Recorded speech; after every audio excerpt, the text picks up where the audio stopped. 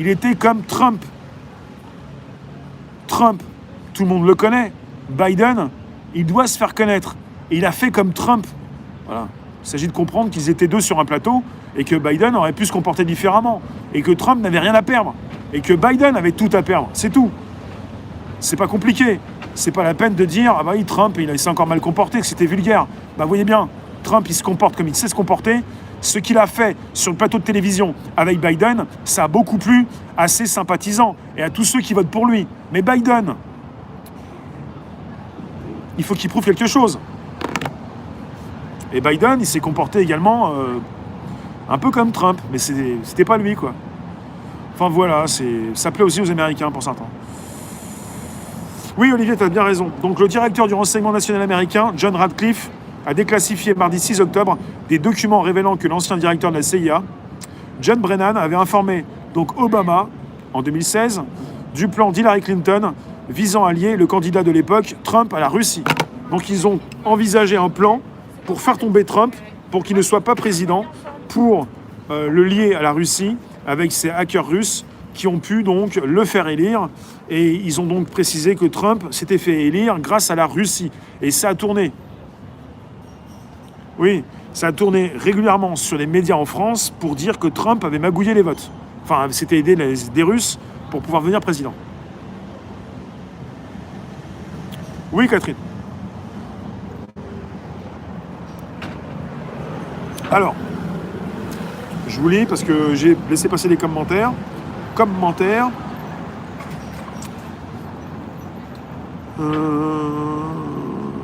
Ok, faire des cours de théâtre peut vraiment aider dans la vie. Oui, je pense. Sortir de sa zone de confort, s'exprimer, dire ce que l'on pense, pratiquer la rhétorique, savoir un petit peu ce que l'on peut dire, quels mots sont les plus importants. L'affaire de Mel d'Hillary, voilà, c'est ça. Ils viennent de déclarer qu'Hillary s'était lancée pour torpiller Trump, notamment pour cacher son histoire de Mel. À l'époque, Hillary avait perdu dans les sondages et avait perdu des intentions de vote parce qu'on avait précisé, et du côté de Trump, ils avaient précisé qu'Hillary avait utilisé, quand elle était secrétaire d'État à la Défense, un mail perso, ce qui est véritablement un scandale.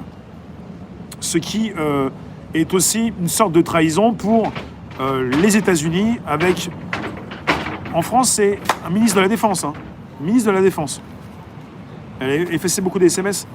Je ne sais pas si vous vous rendez compte, si on a en France un ministre de la Défense qui utilise un mail pas sécurisé et qui se balade un petit peu partout parce qu'il y a un ministre de la Défense... Non, c'est pas ministre de la Défense. Ah, je me trompe. Ministre des Affaires étrangères. Je raconte n'importe quoi. Secrétaire d'État, dites-moi si je me trompe, il n'y en a pas beaucoup qui s'expriment là pour me dire si je me trompe. Hillary Clinton, sous Obama, elle était bien secrétaire, non pas de la Défense, mais des Affaires étrangères. C'était le poste le plus important sous Obama. Quand elle était donc secrétaire d'État, elle était aux Affaires étrangères. Elle parcourait le monde, elle se servait de ses emails, des emails perso, pour faire transiter sa communication et puis son travail, et elle n'utilisait pas les mails sécurisés du gouvernement.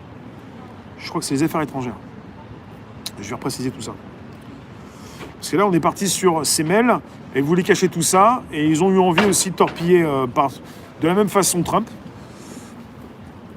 C'est le boss du show télé, l'apprenti, ouais, The Apprentice, depuis 10 ans, faut pas l'oublier. Les plateaux de télé, les interviews d'affaires, les débats, c'est de la routine pour lui, ouais. Secrétaire d'État, ouais. Et donc en France, c'est plutôt ministre des Affaires étrangères, secrétaire d'État. On dit secrétaire d'État aux États-Unis et en France, on dit ministre des Affaires étrangères. C'est le poste le plus important après le poste du président. Enfin, c'est